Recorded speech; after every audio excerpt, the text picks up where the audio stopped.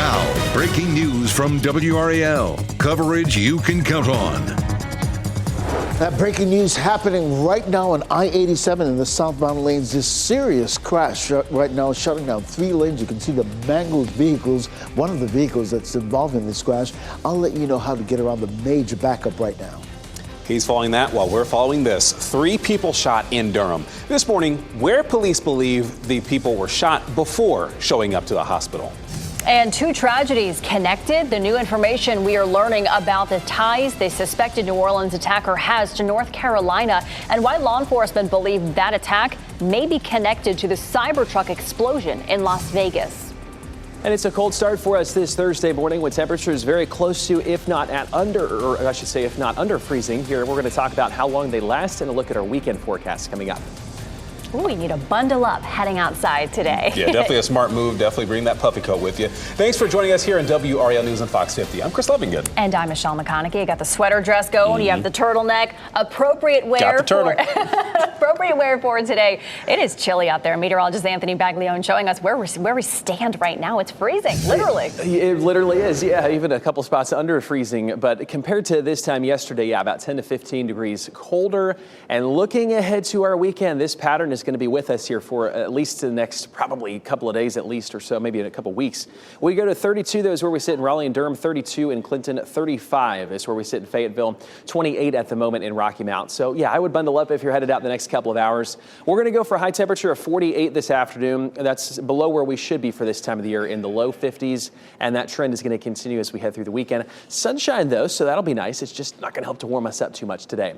Our normal's 52. We should be at 48 today, 51 tomorrow, and then 41 by the time we get to Saturday. Colder weather for the weekend, and then we have a new potential storm system that we're watching. We'll talk about if those two meet up, the cold and the moisture here, Ken, in a few minutes. Anthony, at 8:02, we're staying on top of this breaking news in these southbound lanes of I-87. This is near Nightdale Boulevard, or Business 64, if you will.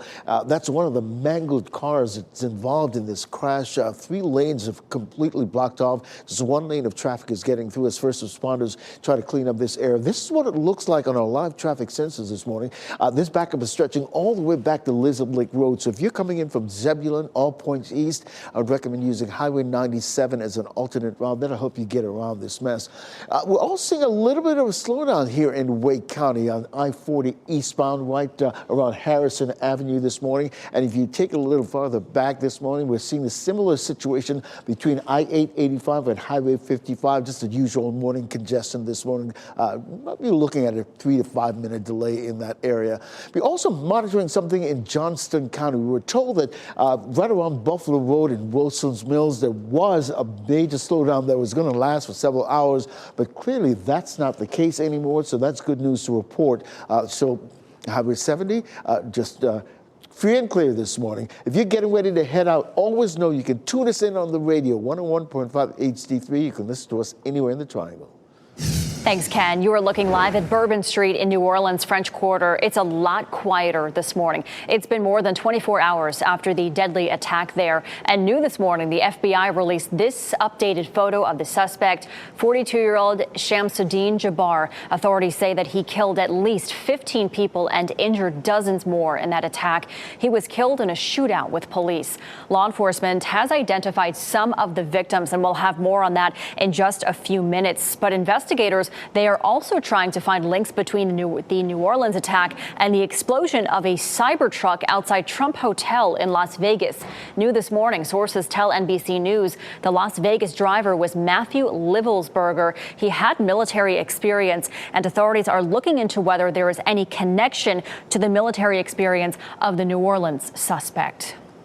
And the man suspected in the New Orleans attack was stationed for a time at Fort Liberty. WRAL's Kelsey Coffey joins us live from Fort Liberty. And Kelsey, the FBI is investigating potential associations and affiliations Shamsuddin Jabbar may have had with terrorist organizations, including ISIS. Yes, Michelle, this morning we're learning new information about Shams Sadine Jabbar and his ties here to Fort Liberty. We spoke with an expert who says his military experience could play a role in this investigation. Divorce filings show Jabbar lived in this Fayetteville home at one point. An Army spokesperson says Jabbar served between 2007 and 2015. We found this photo from 2013 on the 82nd Airborne Division's Facebook. It shows a soldier identified as Jabbar working in IT. Divorce filings in Texas list his employer as Fort Bragg, now called Fort Liberty. Most of these cases, there are red flags. I mean, even in the non-terrorist mass shooters, if you will, you see the reason, their motives, they kind of come out with it. They start displaying disturbing behavior and making threats and postings. President Biden's news conference yesterday indicates red flags were there. He says the FBI reported Jabbar posted videos suggesting he was inspired by ISIS and expressed a desire to kill just hours before the attack. We're working to confirm whether he was a part of the 82nd Airborne Division, so we'll be sure to keep you updated as we hear back from officials. Kelsey Coffey, WRAL News, live in Fayetteville. And we are seeing new photos of some of the victims of the attack in New Orleans. Let's show you this photo here. 27-year-old Tiger Besh. He was a former Princeton football player. According to his sister, he was walking back to his hotel when the truck plowed through the crowd on Bourbon Street. Besh lived in New York, where he was a junior trader for a capital markets firm. He was originally from Louisiana. His sister says he was visiting for the holidays. Investigators also identified this person, 37-year-old Reggie Hunter, as one of the victims. He was visiting from Baton Rouge, where he was a manager for a warehouse company. He leaves behind 2 children, ages 11 and 1. And investigators on the other side of the country are working to figure out if the attack in New Orleans is connected to the Cybertruck explosion in front of the Trump Hotel in Vegas. The explosion killed the driver of the truck, who police identified as 37-year-old Matthew Livelsberger. Several people who were standing nearby were also hurt. Authorities say the back of the truck was loaded with gasoline canisters and large fireworks mortars. The truck was rented from a company called Turo. That's the same rental company the driver in the New Orleans attack used to get his truck. Turo says it is helping in the investigation. College football's Sugar Bowl game will be played in New Orleans this afternoon. It was supposed to be played yesterday, but it was postponed after the attack. The game's organizers say the postponement was necessary to allow for additional security. Notre Dame and Georgia will play in this game. Coaches for both teams say their players and their staff are safe. Kickoff is at 4 this afternoon. WRAL will stay on top of all of the new developments into the attack investigation throughout the day. Look for any updates on WRAL News from 4 to 7:30 this evening. Following some breaking news in New York, at least 10 people are injured after a shooting at a nightclub in Queens. Police say this happened late last night. Investigators say 3 or 4 people opened fire into a crowd of people that were waiting to get into the club. The shooters ran from the scene and were seen getting into a car with out-of-state plates. They're on the run this morning. All 10 people who were hurt are expected to survive. Police say they do not believe this was an act of terrorism. Police in Durham say at least 3 people showed up to the hospital with gunshot wounds just after midnight. Officers cleared the scene on Guest Road roughly 4 hours later. Nick Perlin has been at the Durham Police Station all morning with what we know about this case. 3 people are hurt after a shooting right around midnight right off of Guest Road in Durham. One of those 3 people are in critical condition. Now take a look at this video from the WRAL breaking news tracker. This is in a parking lot right off of Guest Road. You can see here crime scene tape blocking off the entire part of the parking lot, as well as evidence markers here as forensics units try to figure out what happened here. We know 3 people were shot and taken to the hospital. One of those people are in critical condition. The other 2 are expected to recover. At this point in time, we're still working with the Durham Police Department to find out who fired those gunshots and what led up to this shooting. As we get more information, we'll be sure to update you. In Durham, Nick Perlin, WRAL News. And covering Wake County, the search is on this morning for the driver who crashed this car into a home while racing. The crash happened on Caddy Road just before 9:30 last night. Highway Patrol says two cars were racing when one driver lost control. That car went about 200 feet off the road before hitting an AC unit outside the house. No one was hurt in the crash. Troopers were able to find the driver of the other car, who was cited and released. Your time is 8:09. Home buyers, you're going to want to listen up. The steps you should take to make an offer when you find your dream home. A new year, lower bills. How much your Duke energy bill may go down this year. Anthony? And Michelle, as we check out our temperatures through the next couple of days, it is going to be chilly, even colder, though, compared to today as we head into the weekend. 41 on Saturday, not even 50 degrees by the time we get to Monday. We do have a new storm system, though, that we're watching that could get close to us. We're going to talk about what impacts, if any, we could see coming up.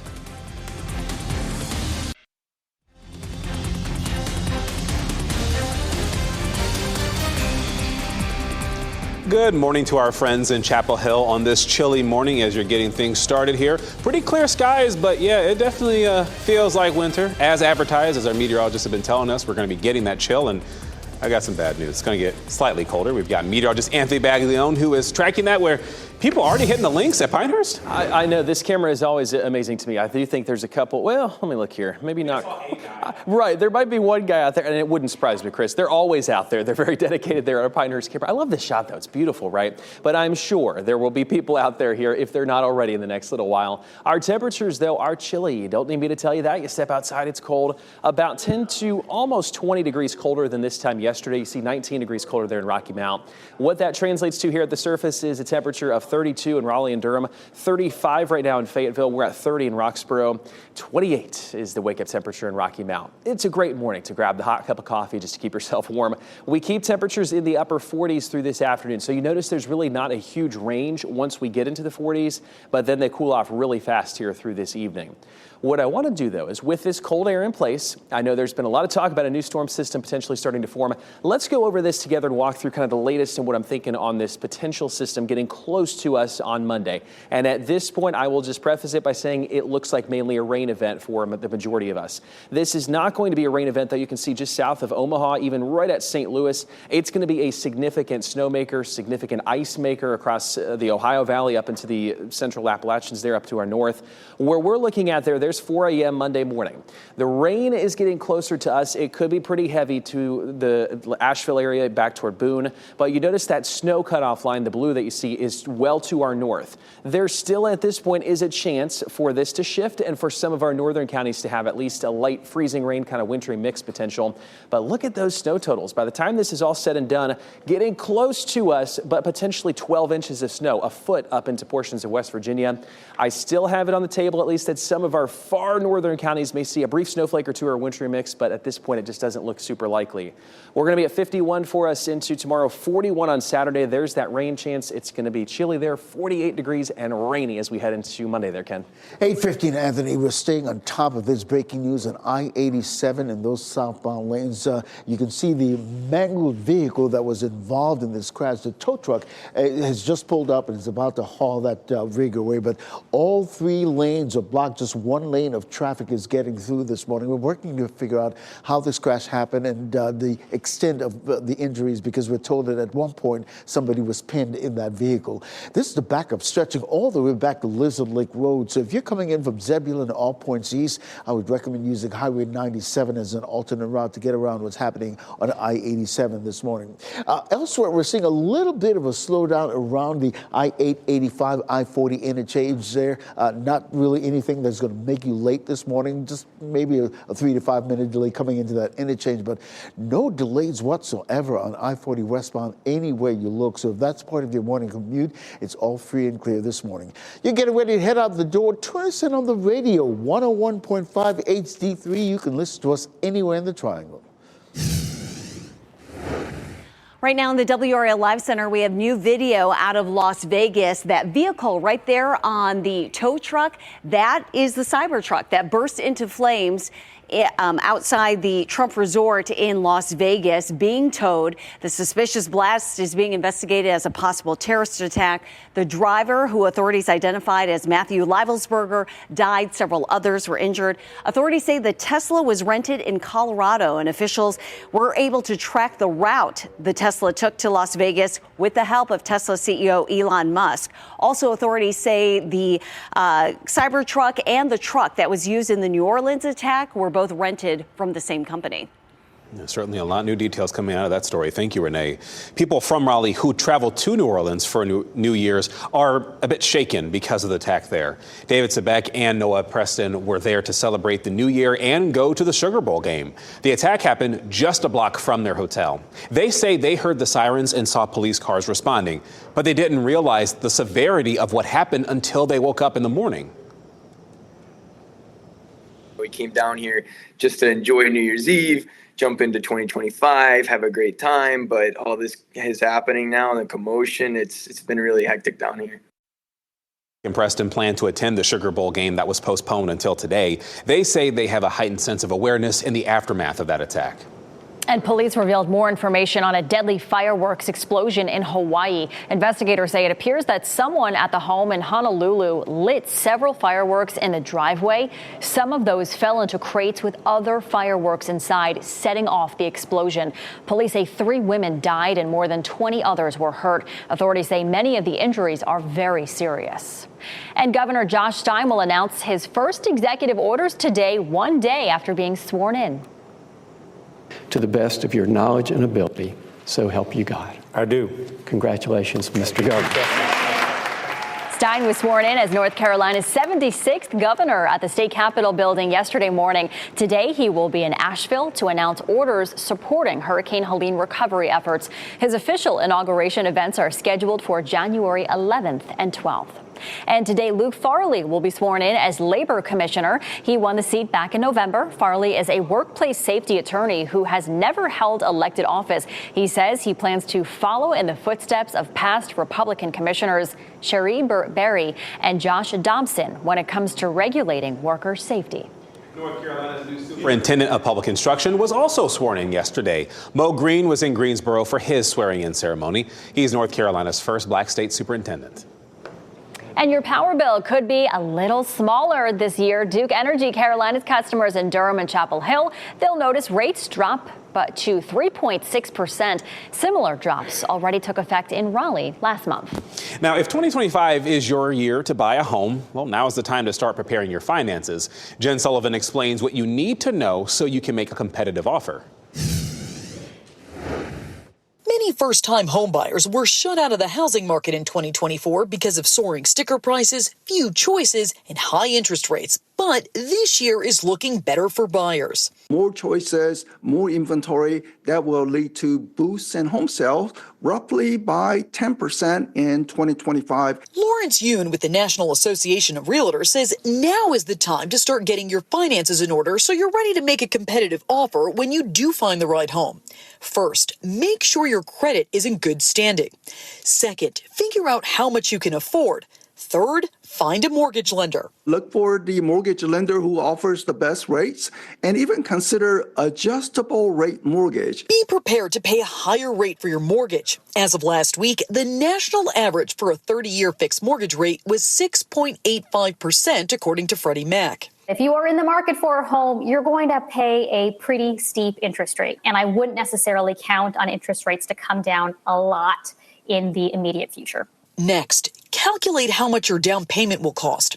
According to themortgagereports.com, down payments can range anywhere from 3% to 20% of the purchase price. So if you're buying a $300,000 home, be prepared to put down anywhere between $9,000 to $60,000. Once you've been pre-approved by a lender, you're in a much better position to make an offer on a home. Experts caution buyers to stay within their budget and don't forget to include closing costs and move-in expenses.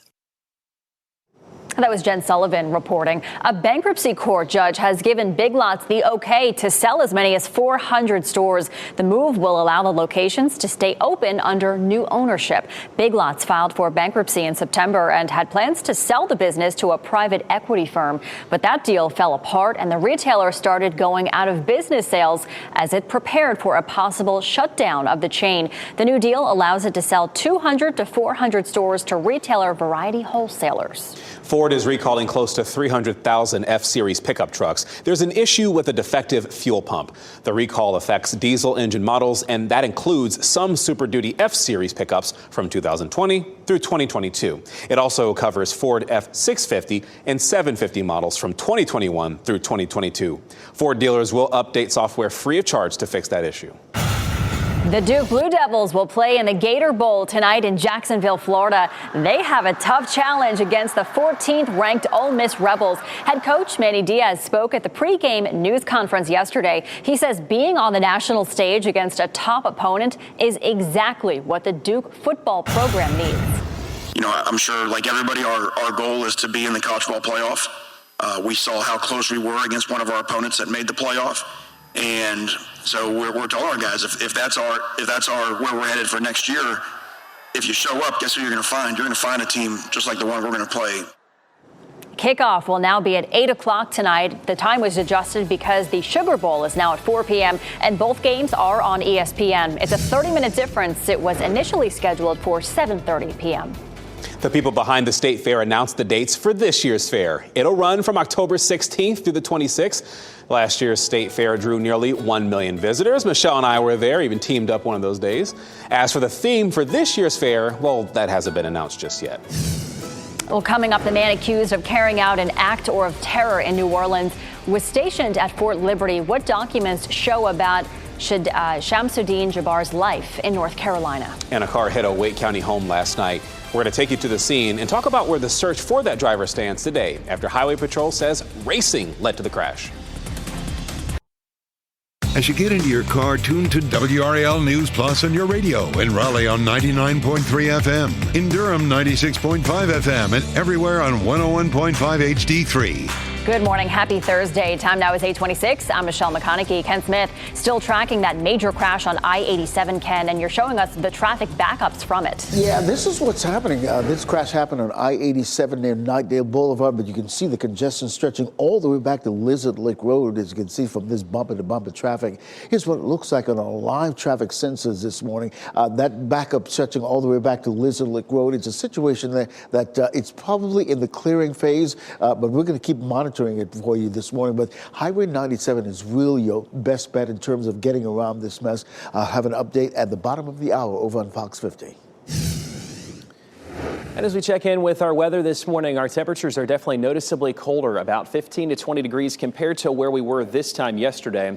Most of us are definitely going to need to bundle up here this morning. We're at 32, the freezing mark in Raleigh, 28 in Southern Pines, 30 right now in Roxborough. Let's call it upper 20s and low 30s. A little bit of movement here as we head through the next couple of hours, but still a chilly high only at 48. We hit the mid 50s yesterday, so that's going to be noticeable. It comes with sunshine and then a potential for some rain as we get into Monday of early next week.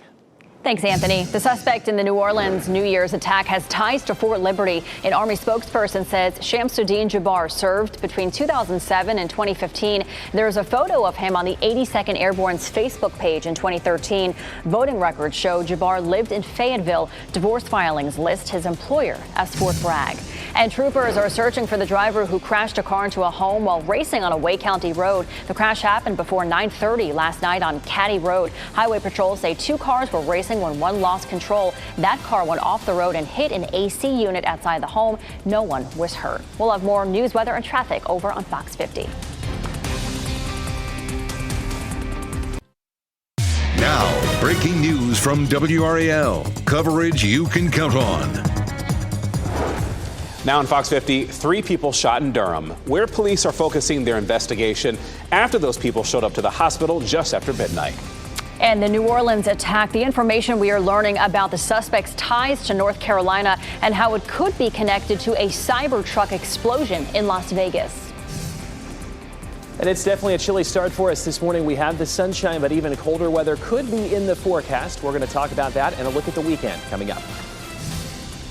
Plus, the search is on. Hear from a man who says he was inside his home when a driver crashed into it while racing, and where the search for the driver stands now. Certainly a lot of stories that are breaking overnight and stories that we're keeping our eyes on, including that situation out in New Orleans. We obviously are thinking of those people down there affected. Thank you for joining us here this morning on WRAL News and Fox 50. I'm Chris Lovington. And I'm Michelle McConaughey. Yeah, still a lot of news to get to for you. But first, we have to start with meteorologist Anthony Baglione. A little quiet in Pinehurst this morning. I wonder why. Right, yeah. We have the sunshine at least, but yeah, you step outside and it's, I'm going to head back inside kind of feeling with the warm weather, or I should say the cold weather. The warmth inside is what we're going for. And beautiful, though, there's our Pinehurst camera. You can see, oh, wait, there's a golf cart right there. Maybe there are some people out there getting ready to get their golf on this morning, but I think it's going to be pretty chilly for us. We go to about 10 to 15 degrees colder than this time yesterday. That's where we currently sit across the area. That means we're looking at temperatures in the 30s for the majority of us. 28 there in Rocky Mount, 28 currently in Southern Pines, at the freezing mark across the triangle. We're going to see a high temperature today, right about 48 this afternoon. We hit the mid-50s yesterday and then 68 degrees the day prior. So this is going to be kind of a colder trend.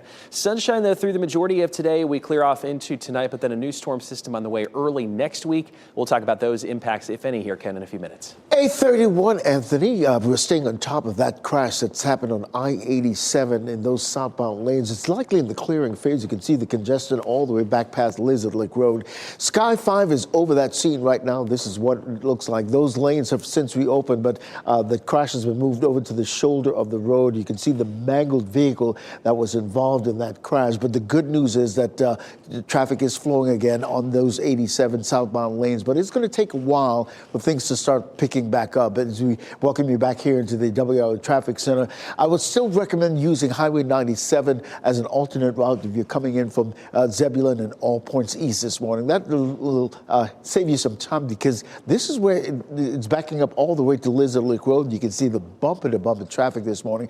You're looking at maybe a 5 to 10 minute delay. Back in Wake County, we're also seeing a serious crash on Durant Road in the eastbound lanes near Falls River Avenue.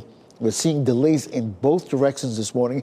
Once Sky 5 is cleared from that last scene, it's going to go to this scene, and we're going to show you exactly what's going on. But we'll keep an eye on that for you and let you know exactly what's going on. In terms of the major routes in and around the Triangle this morning, very little to no delays coming into the capital city. Similarly, in Durham, we're not seeing any delays whatsoever. That being said, you're getting ready to head out. Tune us in on the radio, 101.5 HD3. You can listen to us anywhere in the Triangle. All right, thank you, Ken. We want to give you a live look outside right now. We can see clearly this is the French Quarter, specifically Bourbon Street, where we see some people walking down there. That area shut down after that deadly attack happened there more than 24 hours ago. And new this morning, the FBI released this new photo of the suspect, 42-year-old Shamsuddin Jabbar. They say he intentionally drove a truck into a crowded street and killed at least 15 people and injured dozens more. He then opened fire on police. The FBI is investigating that as an act of terror. Police have identified some of the people who died and those still alive recovering, and we'll have more on that in a few minutes. But first, we should mention investigators are also looking into an explosion of a Tesla Cybertruck. That happened outside a Trump hotel in Las Vegas, and that too is being investigated as a possible terror attack. Sources tell NBC News the Las Vegas driver had military experience, and they're looking into whether there is any connection to the military experience of the New Orleans suspect. Now, the man suspected in the New Orleans attack has ties to North Carolina. He was stationed, in fact, for a time at Fort Liberty. WRAL's Kelsey Coffey has been looking into how the man's military history could play a role in the investigation. Right now, we're learning new information about Shamsuddin Jabbar and his ties here to Fort Liberty. We spoke with an expert who says his military experience could play a role in this investigation. Divorce filings show Jabbar lived in this Fayetteville home at one point.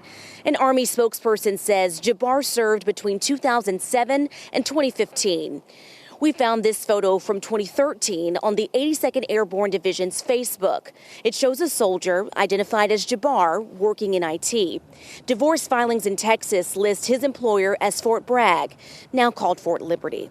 Most of these cases, there are red flags. I mean, even in the non-terrorist mass shooters, if you will, you see the reason, their motives. They kind of come out with it. They start displaying disturbing behavior and making threats and postings. President Biden's news conference yesterday indicates red flags were there. He says the FBI reported Jabbar posted videos suggesting he was inspired by ISIS and expressed a desire to kill just hours before the attack. We're working to confirm whether he was a part of the 82nd Airborne Division, so we'll be sure to keep you posted as we hear back from officials. Kelsey Coffey, WRAL News in Fayetteville. Now, we're also learning Jabbar previously pled guilty to 2 charges in North Carolina in 2015, including DWI. This is information coming from CNN. He was placed on probation for 12 months and was also ordered to pay for a substance abuse assessment and treatment. He was ordered also to participate in other rehabilitation programs directed by the U.S. Probation Office.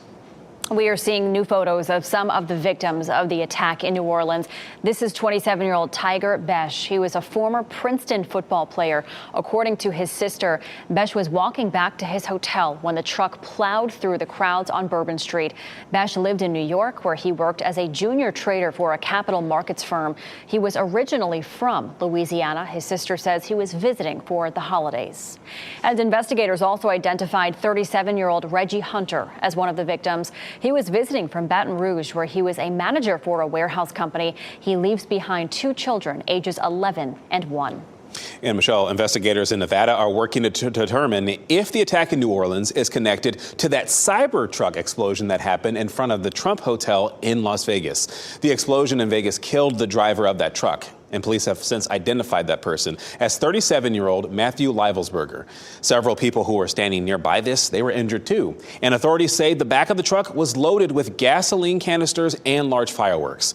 The truck was rented from a company called Turo. That's the same rental company the driver in the New Orleans attack used to get his truck, according to investigators. And Turo says it is helping with this investigation. A man surrendered to a SWAT team outside the Houston home of the New Orleans attack suspect. Video shows the man coming out of the home with his hands up. The SWAT team brought at least 4 kids and 5 adults out of the house. The man who surrenders appears to be taken into custody. The FBI says no arrests have been made at this time. And in less than 10 minutes, local law enforcement remember a similar attack at UNC Chapel Hill's campus nearly 20 years ago, how they recall handling their investigation. Police in Durham say at least 3 people showed up to the hospital with gunshot wounds just after midnight. Officers cleared that scene on Guest Road at about 4 o'clock this morning. Nick Perlin has been at the Durham police station all morning with new details of this shooting. 3 people are hurt after shooting right around midnight right off of Guest Road in Durham. One of those 3 people are in critical condition. Now take a look at this video from the WRAL breaking news tracker. This is in a parking lot right off of Guest Road. You can see here crime scene tape blocking off the entire part of the parking lot, as well as evidence markers here as forensics units try to figure out what happened here. We know 3 people were shot and taken to the hospital. One of those people are in critical condition. The other 2 are expected to recover. At this point in time, we're still working with the Durham Police Department to find out who fired those gunshots and what led up to this shooting. As we get more information, we'll be sure to update you. In Durham, Nick Perlin, WRAL News. In Wake County, the search is on this morning for the driver who crashed this car into a home while investigators say they were racing. That crash happened on Caddy Road just before 9:30 last night. Highway Patrol says 2 cars were racing when one of those drivers lost control, and the car went off the road and then hit an AC unit outside the house. The homeowner says he was inside watching TV when this happened. Next thing I know, I heard the limbs and stuff started breaking, and next thing I know, he done hit my house. And the dude jumped out and ran. Now, no one was hurt in that crash. Troopers were able to find the driver of the other car, who was cited and then released. Wake County will not have school tomorrow. Traditional school calendars that were approved several years ago had tomorrow, Friday the 3rd, as a lone school day this holiday week. Teachers brought concerns about low attendance to the board. The board voted 6-2 to make tomorrow a teacher workday. Some board members say they don't think families are getting enough notice. And your state income taxes are going down this year. This year's cut is 0.25% from 4.5% to 4.25%. And for the average worker in North Carolina, that works out to be about $131 or about $11 a month. That may not be a lot of money out of your pocket, but it will have an impact on the state budget. Budget experts estimate it will cost the state about $1.25 billion every year. This is the 8th time state income taxes have been cut since 2014. Another is planned for next year. Time is 8:40. A New Year's miracle. How 3 teenage boys jumped into action when they saw this massive fire and saved the homeowners. And capturing nature's beauty, we'll look at the top contenders of the 2024 Nature Photographer of the Year Award and the one image that stunned the judges. And you know what? Let's go ahead and give you a live look at Franklinton this morning, as it is another pretty cool day outside. Meteorologist Anthony Baglione will bring you a timeline for another cold front that's moving through this weekend.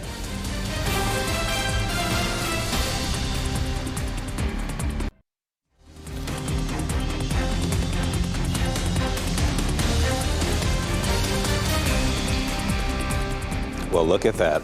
Nice, cool, calm morning there on Lake Gaston. Pretty calm and placid. How many times can I say calm? I don't know, but you can see the sky is clearly nice and blue there. There's Anthony Baglione. He looks calm as he's about to give you your forecast. I try. These chilly temperatures, I will say, they'll wake you up, Chris, if you step outside. Maybe not a little calm if you don't love them, but we're sitting at 32 right now in Raleigh and Durham. 28 in Rocky Mountains, where we currently sit, 34 in Goldsboro. I hope all of you at home are having a nice, calm start to your morning. We go through today. It's going to be chilly, though. Look at our wind chill values. That's in the lighter blue, and then the darker blue is the actual air temperature. Feeling like 35, though, at about 10 o'clock this morning. At noon, we are still feeling like 40, 44. That's it here this afternoon, right about 2 o'clock. So just make sure to bundle up. We talk about where we go here through this weekend. So we've been keeping our eyes on a potential wintry type system getting close to us. And it does look like some parts of the country are going to have a pretty significant storm system with some rain, with some snow, and just kind of a mix in between. The latest, though, for us, I've taken this line just a little bit further to the north as far as the wintry mix potential is concerned. What that likely is going to do for us is give us a chilly rain most of the first part of Monday. Let's talk about this, though, on Futurecast. So this is one model. Keep in mind, this system is actually still out over the Pacific Ocean. So we still have a long ways to go before we can significantly kind of narrow down this forecast. But this is what it's looking like right now.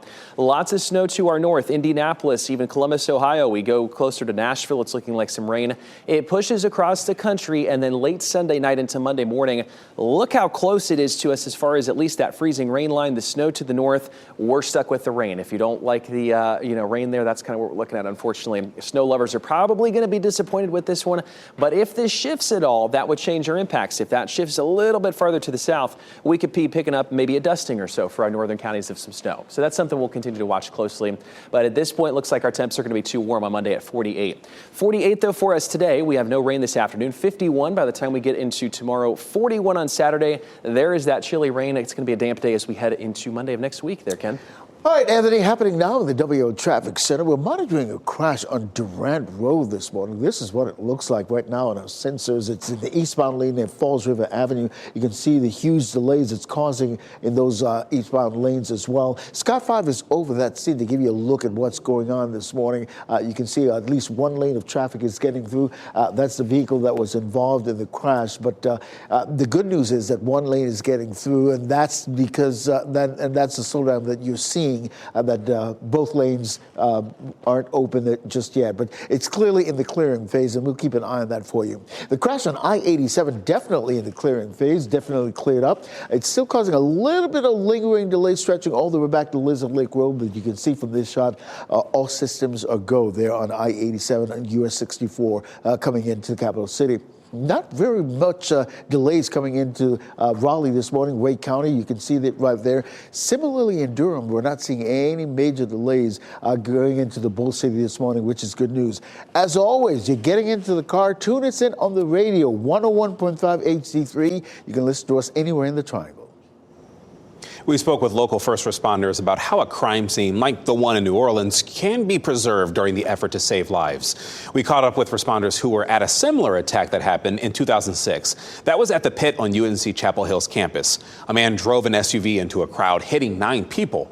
Retired Chapel Hill Fire Chief Daniel Jones recalls that scene. It's a balancing act. And in the process of treating patients, frequently evidence can be disturbed, which can upset the investigation, but preservation of life has to take priority. Now, no one died in the Chapel Hill attack, I should clarify. Barricades are in place around the pit to keep cars from driving into that area.